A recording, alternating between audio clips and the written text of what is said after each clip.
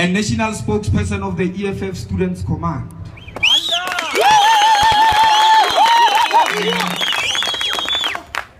Just to touch a bit about the political dynamics of this campus, before I go further on what is written here, I want to further applaud the economical freedom fighters to produce one of the leaders to go and lead in a national level, where he was voted by 9 provinces to go and serve the masses of our people, irrespective of anything. Right now, comrades, I want to make something very clear, even for those who were here last year who can attest to us. Because when we are here where we are as students, we know there's something called plagiarism, which is very much prohibited in as far as we understand academics here. They will never allow you to plagiarize. I can even give you a task today that you should go and consult the manifesto of EFF Students Command last year of SRC elections here. And come again today where we are standing. Consult the manifesto of our opposition, the neighborhood here. And come to me, tell me the similarities and the differences. Because I don't have a problem with them copying what is written in our manifesto. The problem that I'm having is when you are not implementing that thing. I don't know, you can take it, it's fine. But the critical point comes when you are not going to implement that particular point. Right now, we are sitting with a situation where people are claiming some unnecessary victories that they don't know where they come from. Today, you can go and check in the history of the University of Johannesburg. There has never been any year where NSFAS is being reopened in January for students who couldn't apply for the previous year and those ones who don't have money at that particular moment. It happened this year. You know why it happened? It is precisely because the SRC for first time, the SRC was comprised of the EFF foot soldiers.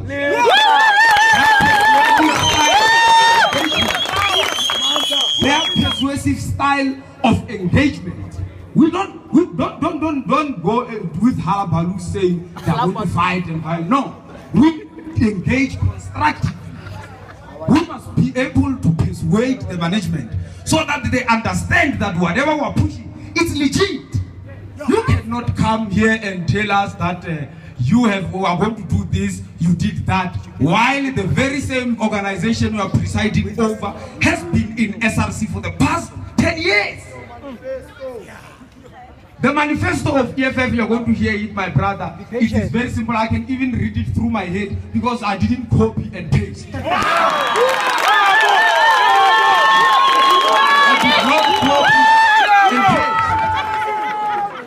I remember very well, comrades, last year. Remember, this is just a rerunning of elections. The real elections were disrupted by the unrest of the Fees Must Fall last year. You will remember very well. And the position of the EFF has been very clear that we are the only hope for the students of the University of Johannesburg. We are the last hope. Because right now, our people have been wheelbarrowed and steamrolled in an astray situation where we don't understand. We're going to start about things that we have managed to influence and achieve within a space of 3 months, by the way. Well, remember, it's 10 years versus 3 months in power. They have 10 years, we have 3 months. I'm going to allude what we have done in 3 months. We have ensured that 91% of students who appealed against F7 are approved. Let me clarify this point because most of the first year will understand that I'm being quarrelsome, speaking about first years, saying we've taken them back. The reason why we should further centralize and critique the nature of an F7 is these reasons. A student can come having financial problems back at home, having some difficulties where parents are fighting and so forth. That thing automatically affects their psychological background. As a result, they fail dismally here. Then those kind of people, it's our responsibility. It has been the EFF's responsibility to respond to those people's needs. And successfully now, 91% of students were brought back to the system. And we are very happy. We are very happy. In 3 months, by the way, I'm going to point number 2. Resolve the registration challenges of students during registration period. Our fighters have been here. You know them, you don't know. I don't think there's a first year who don't know the likes of Witebo, Meti, the likes of Offense and so forth. Our people have been there on the forefront. The students can attest that indeed we were assisted. I'm going to number 3. Ensure that students who lost space at rest as a result of applying late are returned into races. Yes, of course, we have fought tirelessly. We have fought an endless fight with the residential accommodation of students. There are many that we couldn't assist because of the availability of the space. And I think it's our responsibility and the EFF leadership's responsibility for University of Johannesburg to build more races to accommodate more of our people. Because it's very difficult when you study engineering and you are staying in Alexandra. You understand? Sometimes when you get to Alexandra, there's load shedding. You can't do your drawing. You can't do a drawing with candle. You need to understand the measurements of 0.5 and 0.3, whatever. You need to understand very well. So you need a bulb. Going to Alexandra, it's a disadvantage on itself. That is why it's our duty as leadership to go and engage extensively with the management of the university to increase more races. I'm going to the following point. Ensure that students with outstanding fees are allowed to register. We have majority of students, for the first time, by the way, let me just, I repeat it, for the first time, students registering with outstanding fees from the previous year. We have registered students owing more than 100,000, saying, I don't have money to register, I owe 100,000 the university. At home, they're looking at me. No, it's fine, we're going to assist you. And we did assist those kind of people. Many of them, they know. They will attest when they will meet them on the corridors that indeed the EFF is a force to be called with. I'm going to the following point. Ensure that more than 900 DFC students benefit from the SRC Trust Fund.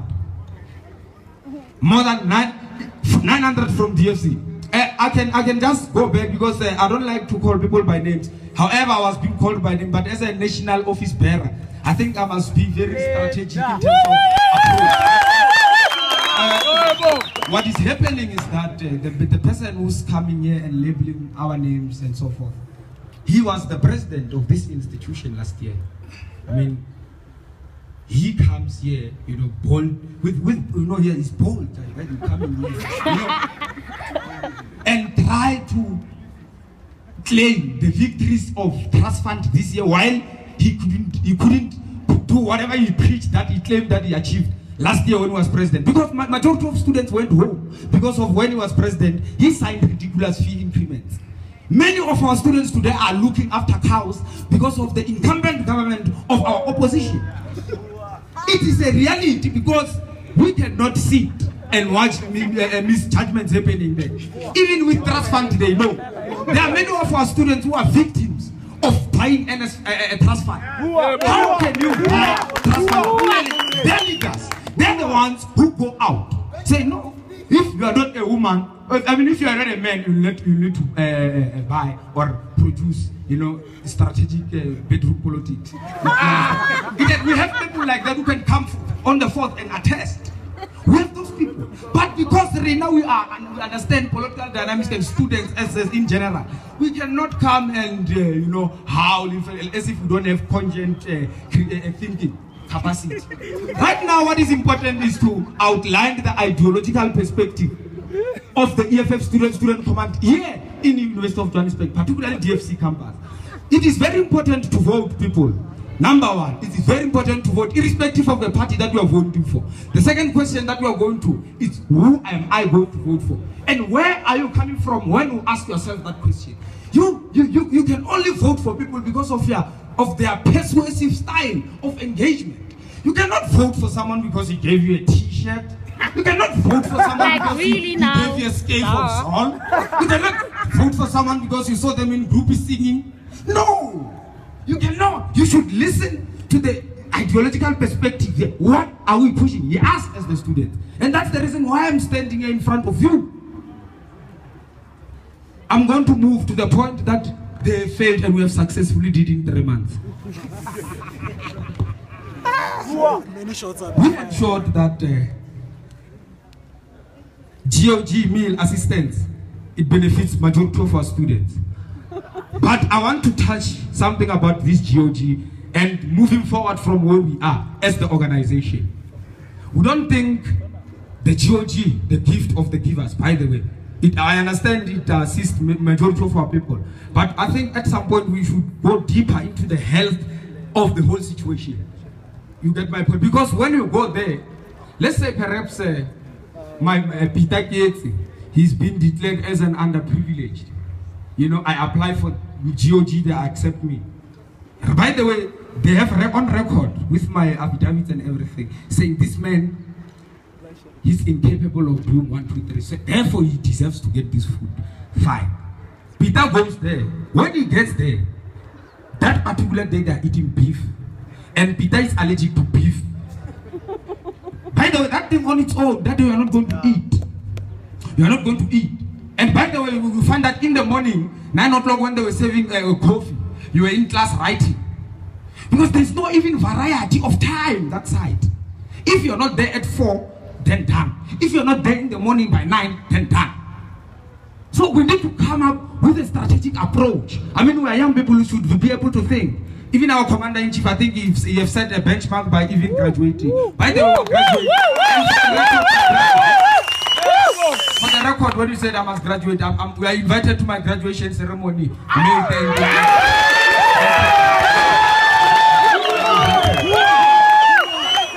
You are invited. So what we're saying is that, remember the university spending almost 10 million. 10 million with GOG all campuses a year. Almost 10 million GOGs a year. You understand? Look how that kind of food, do you think it's worth 10 million a year? That plate that you get, when you get a thigh of a chicken, it's only a bone that is left. The meats are all over scattered. So that is what our people are subjected to. We're saying, we're challenging management. We're saying, management, here we are. Take that money, channel the money into the student cards. Do the inter here, you go there, you eat anytime that you want. You can even buy sanitary towels. It will be very much easier. Unlike when you must just do a folklore, you must even dodge classes because you are hungry. You must dodge tests because you are running out after the gift of the giver's plate. So this kind of things that I'm raising here, our people have been living with them under this very same leadership that is came in to have did something progressive here, becoming unbecoming. Okay, I'm going to move. The issue of freshers, the question of freshers, we are going to give you freshers. The EFF Students Command is going to give you freshers.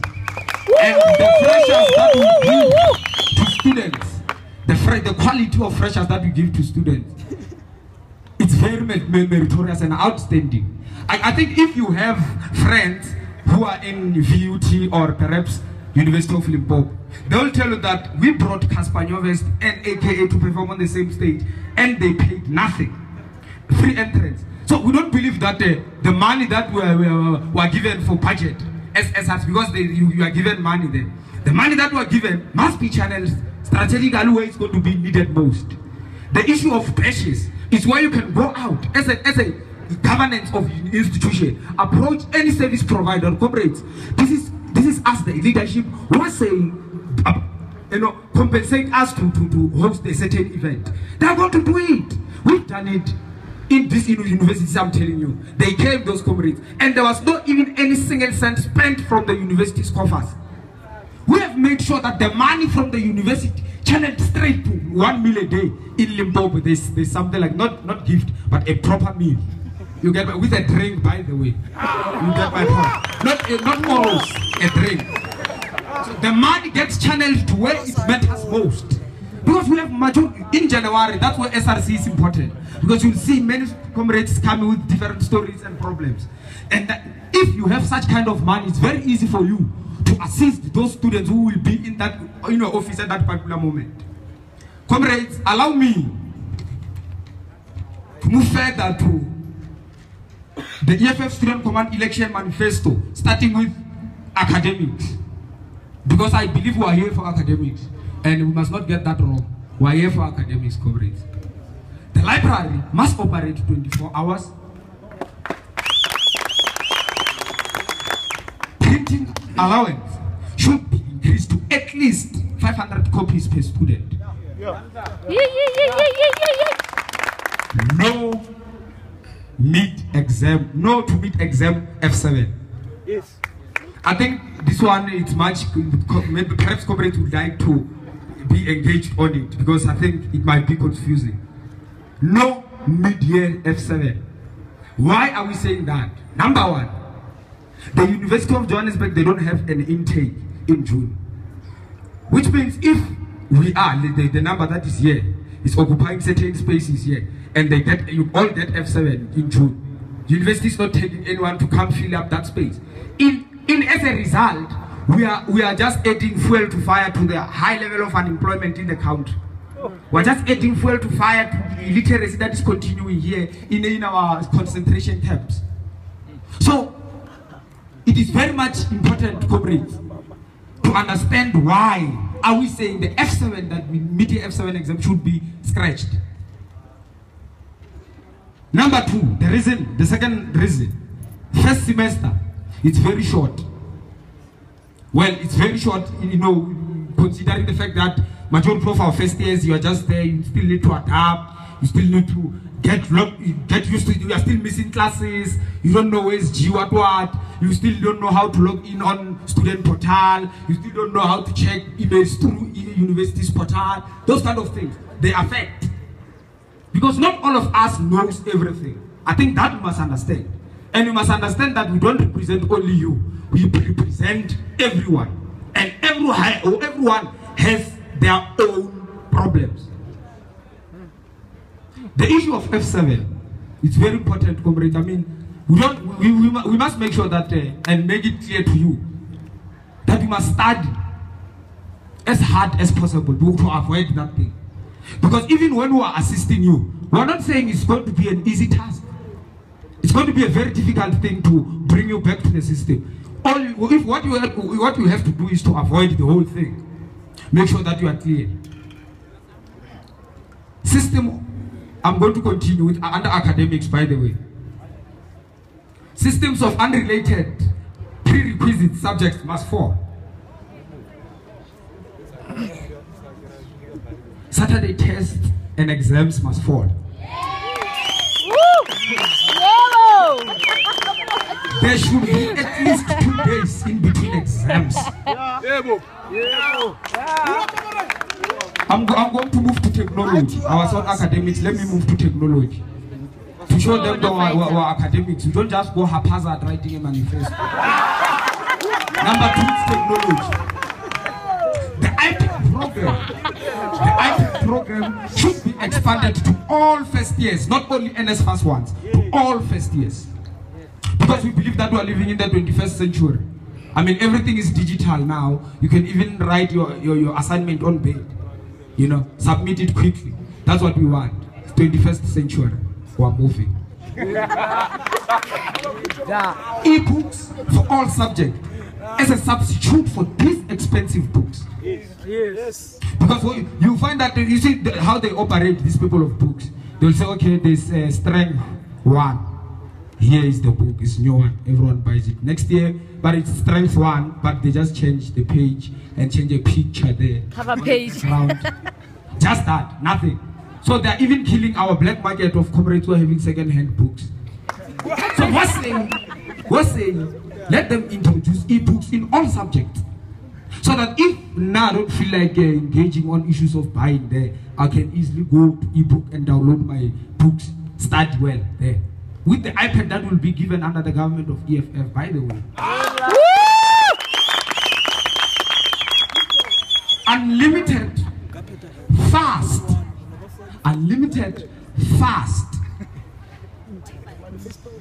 and accessible Wi-Fi in all areas at the campus and the buses.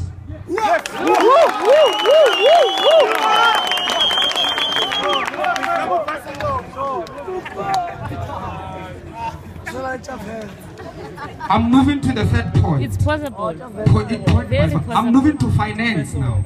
I was on academics, I went to technology, now I'm on finance. Finance.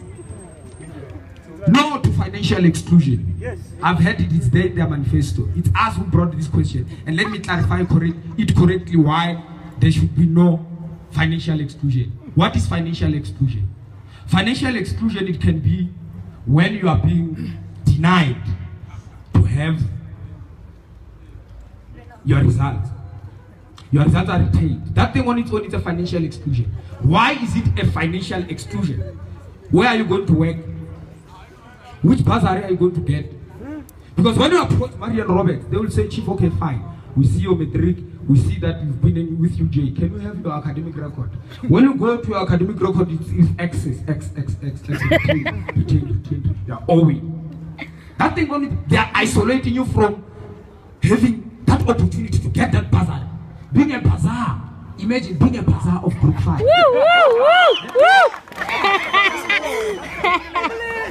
You go now. You go now, you want to go and do your in-service and training. You want to do your in-service and training.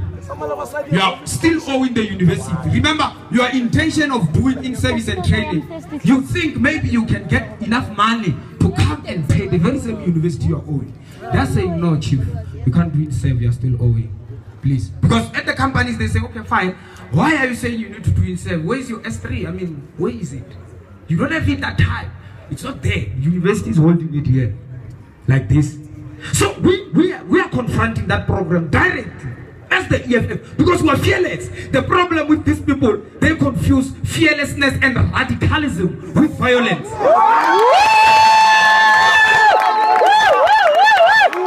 You cannot make that mistake. Just for a lesson for them today, there's a difference between radicalism and rascalism. There's a serious difference. We are going to teach them, comrades.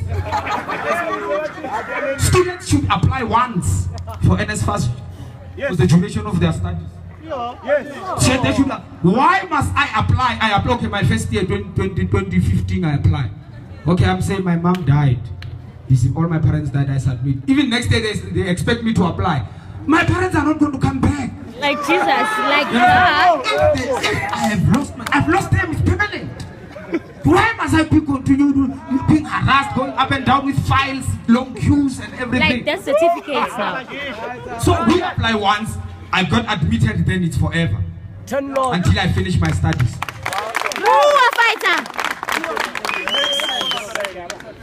No ridiculous 200 rand fee for lost student cards. I want to make it clear here. By the way, I'm the victim of a student card protection service. I don't have a student card and I'm not going to do it. It's very expensive. It's very expensive. 200 rand is very expensive. In actual fact, we were not supposed to even pay for student cards. It is just some corruption that is happening here. And we are going to expose it because we have been exposing corruptions. If they didn't tell you, ask anyone who's doing mining here.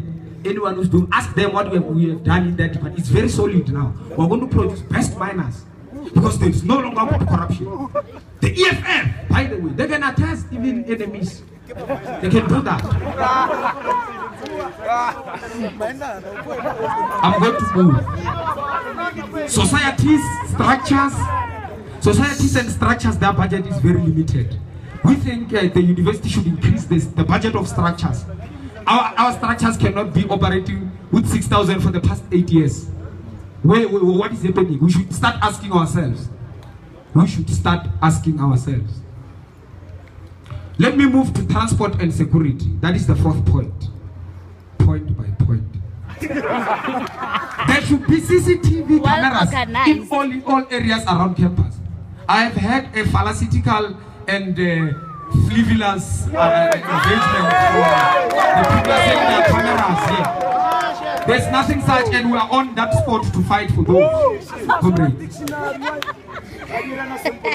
Let me move to the next point. Security outside campus should be strengthened and tightened in a van. We don't want to see a security that is being put under the bridge with a top gear and a walkie-talkie.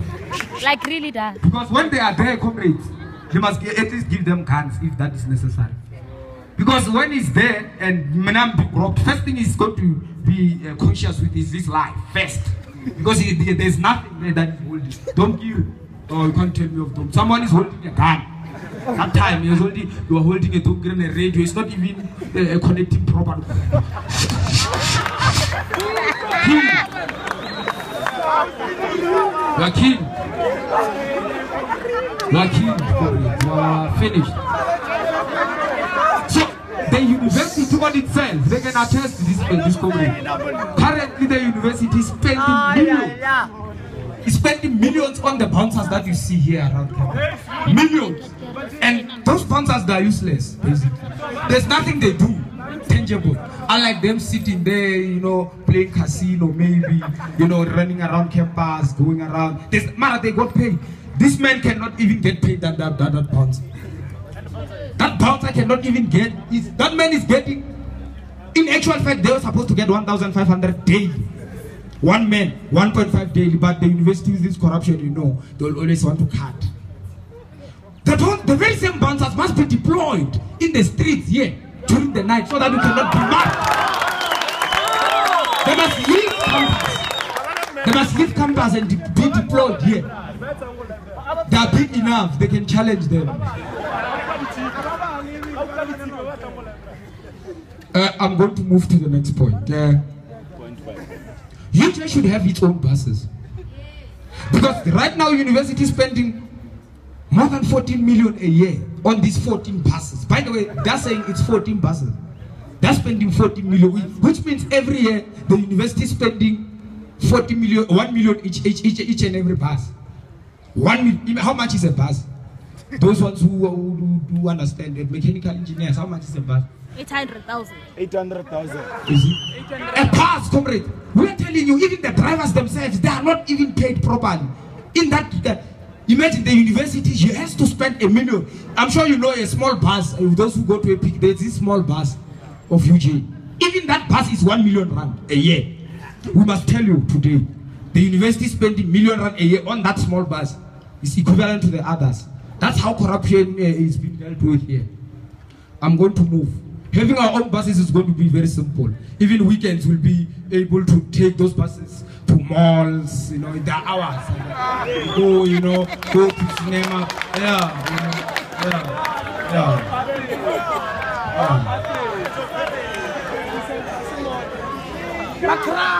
I'm going to move to the next point. The buses should be available on Saturday, of course. There are the buses because you can't even say you don't have any audacity to put an exam or a test on Saturday, knowing very well that there are no buses. You can never do that. So provide buses on Saturdays.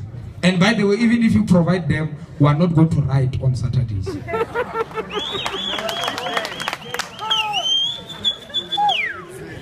Every 20 minutes interval, there should be a bus at each bus stop.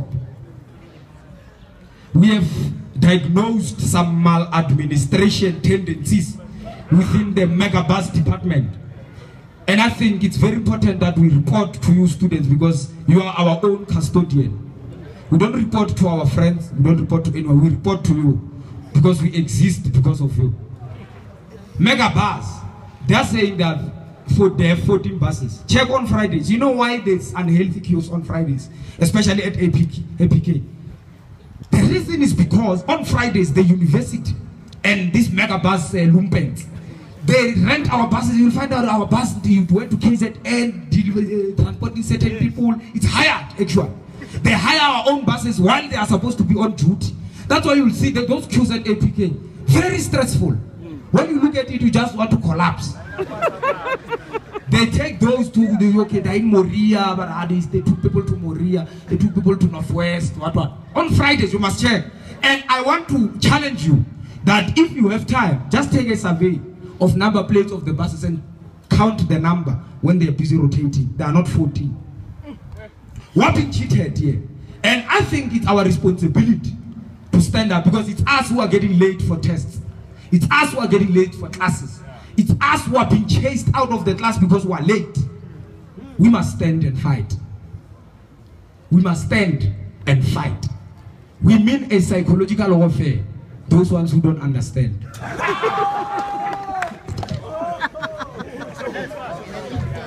I'm moving to issues of residence. Effective maintenance system in residence. The effectiveness of maintenance. I mean, that we cannot overemphasize it. The effectiveness of maintenance. Even here in campus, we have raised it before, that our people are subjected to be ninjas when they are in the game or toilets. You know, there's no shooter there. You need to do number 2. You hold it there so that someone don't enter there. You can't hold it. It's tough. A basic shooter, you know, something that they can even install now. You go there, they plug their khasa. We go ninja. You can't imagine, you don't even have freedom when you are in the toilets. You don't. You don't. We do not.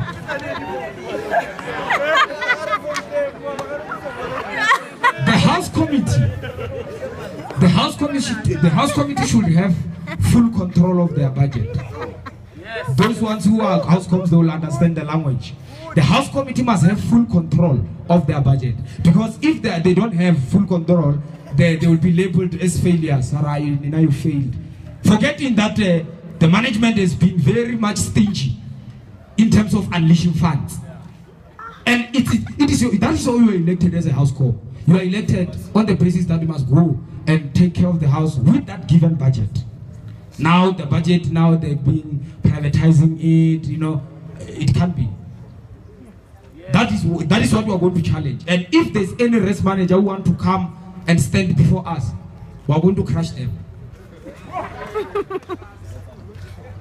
It must not be compulsory for students to vacate residence in June. Yes. Yes. It must not be compulsory. Yes. Because when you check how you are charged, we are raising facts. I know it's copied plagiarism. I'm raising facts. I'm going to raise facts.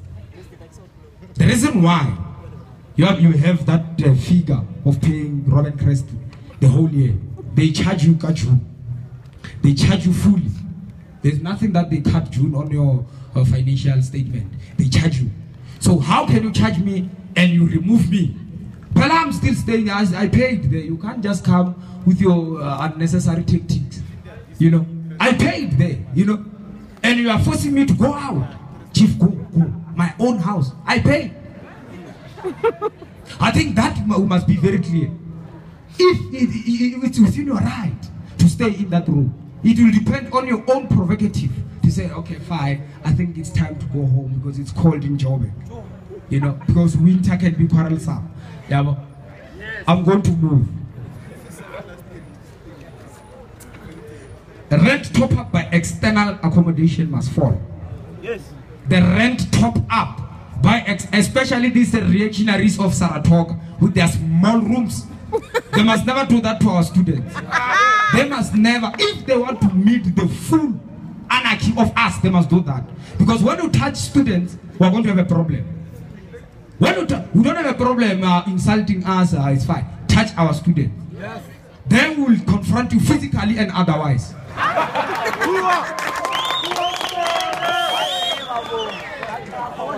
I'm moving to the 6th point, welfare and health care.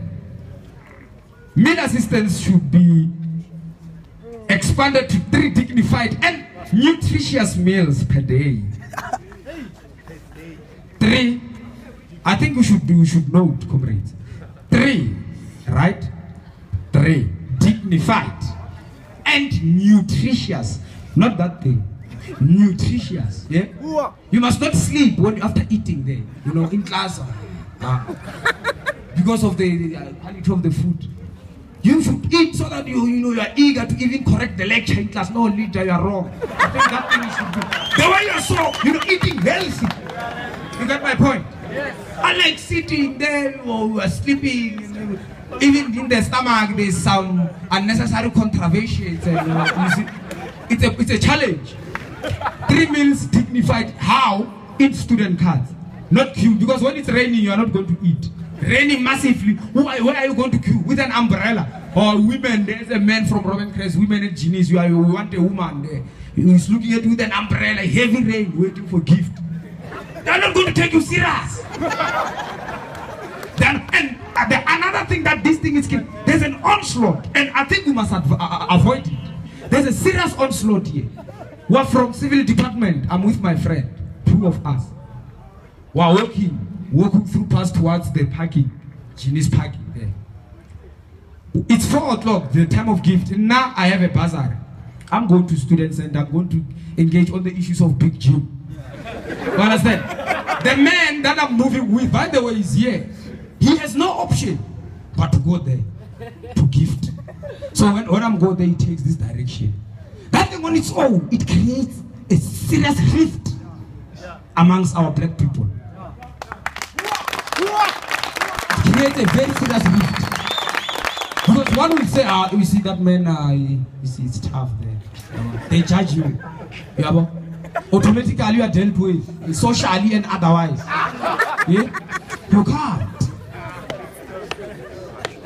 You eat at your own time with your own student card. You swipe. There's an Indian group at this side. There's Gym, there's Chinese.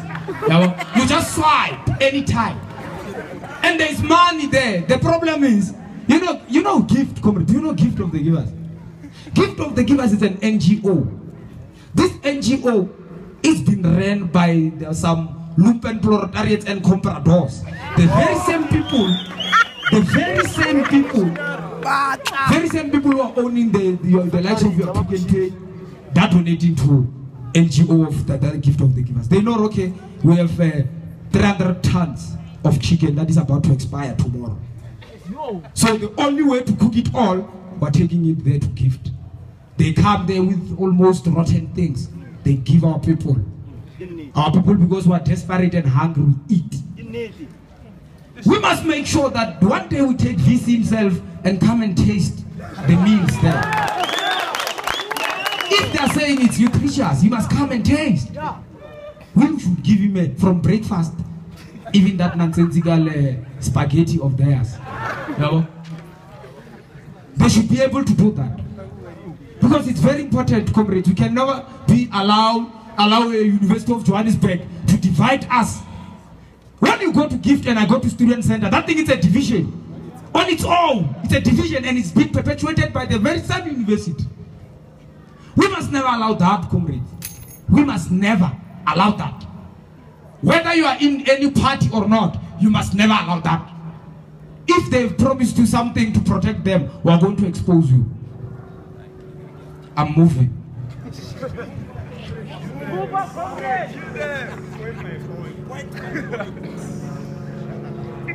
No to appointment at clinics.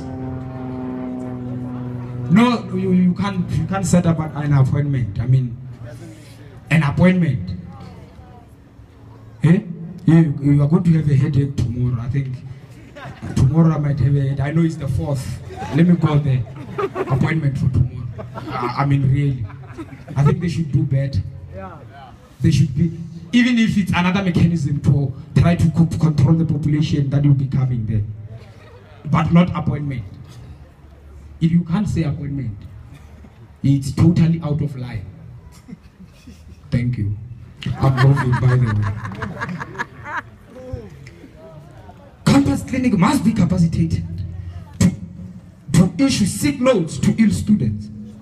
Yes. They must give us sick notes. They must. Actually, it's a must, this one. In actual fact, after the 15th of April, after we've taken over, when you go there, when you are sick and you feel like I'm sick, go to clinic, you're going to get your letter. Right there, stamped.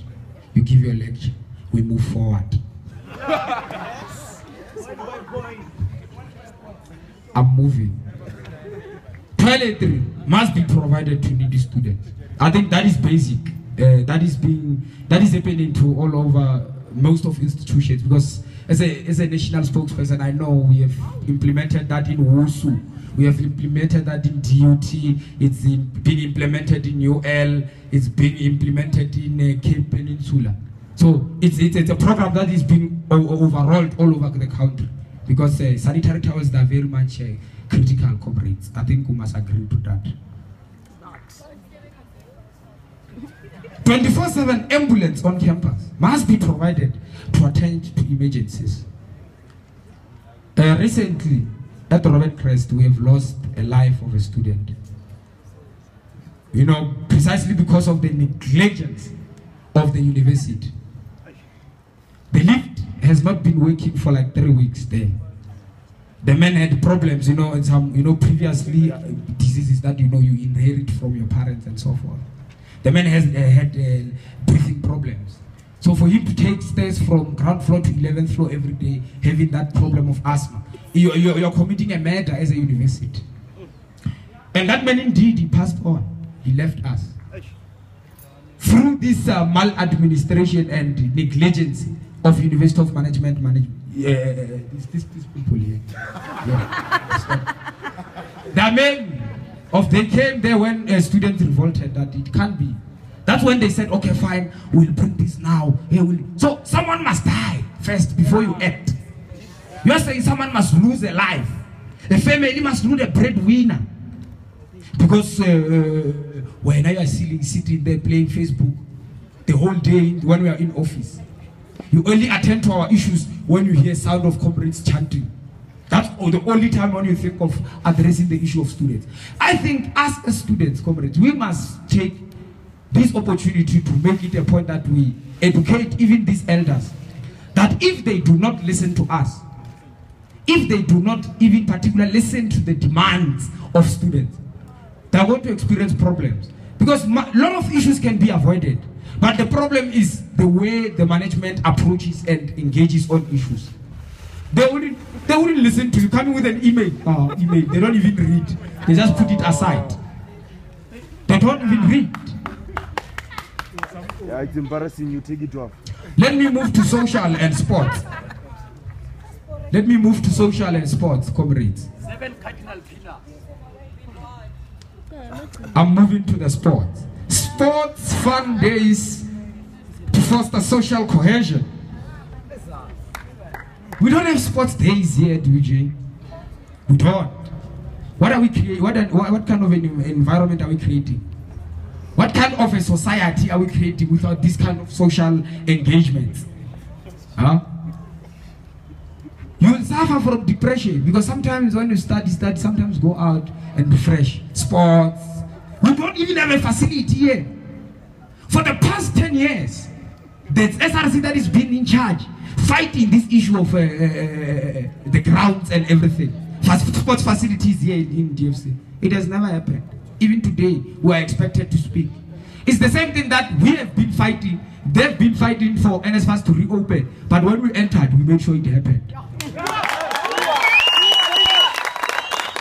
We made sure it happened. When you go to mining department, today, I think they are having a new sitting HOD. Because last year the HOD that was presiding over that department was a very serious corrupt man, and he can never be trusted. And I don't think he must be even hired in the mines. He can make our people to be moved by falls there.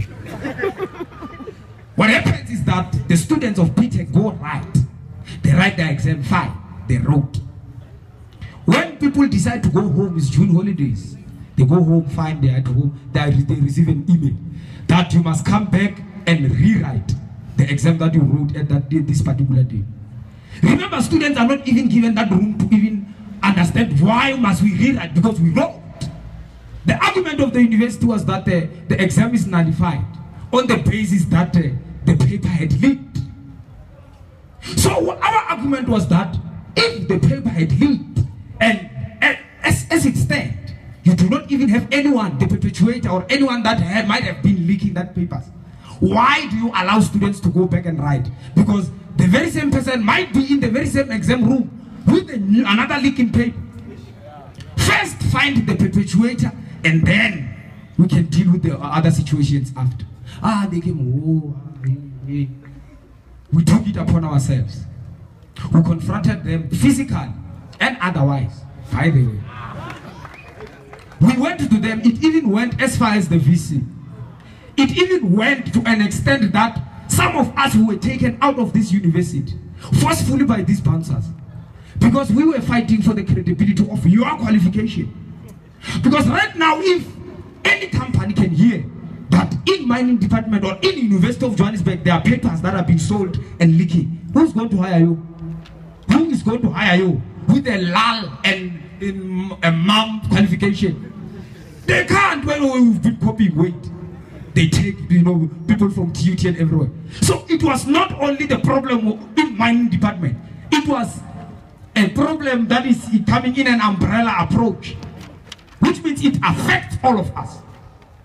I can come with my PRs and diploma, but no UJ. We have problem with UJ. We are selling papers.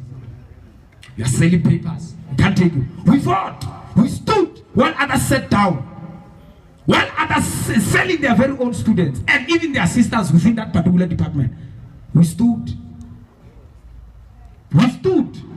And we won it, because right now the HOD that was doing those nonsensical things has gone.